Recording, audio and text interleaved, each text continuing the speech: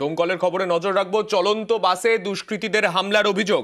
মুর্শিদাবাদের ডোমকলে গোবিন্দপুর মাঠ সংলগ্ন এলাকায় বাসে দুষ্কৃতী হামলায় আহত চালক এবং কয়েকজন যাত্রী। বহরমপুর থেকে বক্সিপুরের দিকে যাওয়ার সময় বাসটিকে লক্ষ্য করে দুষ্কৃতীরা ইট ছোড়ে। আমাদের প্রতিনিধি রাকিবুল রয়েছেন আমাদের সঙ্গে। রাকিবুল, হঠাৎ করে কারা এইভাবে বাসের দিকে লক্ষ্য করে ইট ছুড়লো? তাদের কি উদ্দেশ্য ছিল মূলত?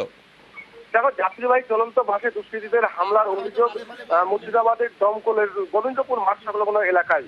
এদিন রাত্রে বহরমপুর থেকে যাত্রীবাহী বাস বক্সিপুরের দিকে যাওয়ার সময় গোবিন্দপুর মাঠ সংলগ্ন এলাকায় হঠাৎই দুই দুষ্কৃতী মোটর বাইক থেকে একদম গাড়ির চালককে লক্ষ্য করে ইট ছুড়ে এবং সেই ইট গিয়ে কাজ ভেঙে গিয়ে তার ওই চালক আহত হয় এবং আহত হলে তাকে স্থানীয়রা তড়িঘড়ি উদ্ধার করে দমকল সুপার স্পেশালিটি হাসপাতালে নিয়ে যায়। যদিও ঘটনার খবর পেয়ে স্থানীয়রা ছুটে এসে তাদেরকে সেই ঘটনাস্থলে পাকড়া করতে গেলে ছিটকে তারা পালিয়ে যায়। এবং কেন, কি কারণে, কি উদ্দেশ্যে বা ছিল তাদের এই চলন্ত যাত্রীবাহী বাসে যে হামলার অভিযোগ উত্তোলের এবং কেনই বা এই হামলা করা হয়, তার ঘটনা পুরো তদন্ত শুরু করেছে দমকল থানার পুলিশ। কিন্তু কি কারণে এখন পর্যন্ত কোনো তথ্য সঠিকভাবে পাওয়া যায়নি বলে জানা যায়।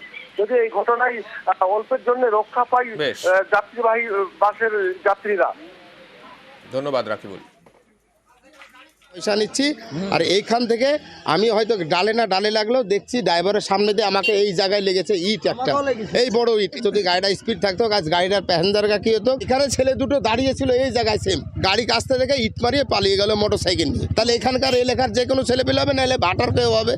বাসটা দাঁড়িয়ে আছে এবং ইট মারা অবস্থায় কাজটা পুরো ভেঙে গেছে। আমার গাড়িতে সঙ্গে সঙ্গে কন্ট্রাক্টর উঠে গেল। আমি সঙ্গে সঙ্গে গাড়ি করে নিয়ে গিয়ে দেখি রাস্তা চলতে কোনো লোক নেই, ওরা হয়তো সাইডে নেমে গেছে। যে এখানে একটা গাছ বাঁধানো আছে, এই জায়গাটাতে উদ্ভুটটি ছেলে পেলে মদখোররাও অনেক সময় অনেক থাকে, অনেক দূর দূরান্ত থেকে আসে।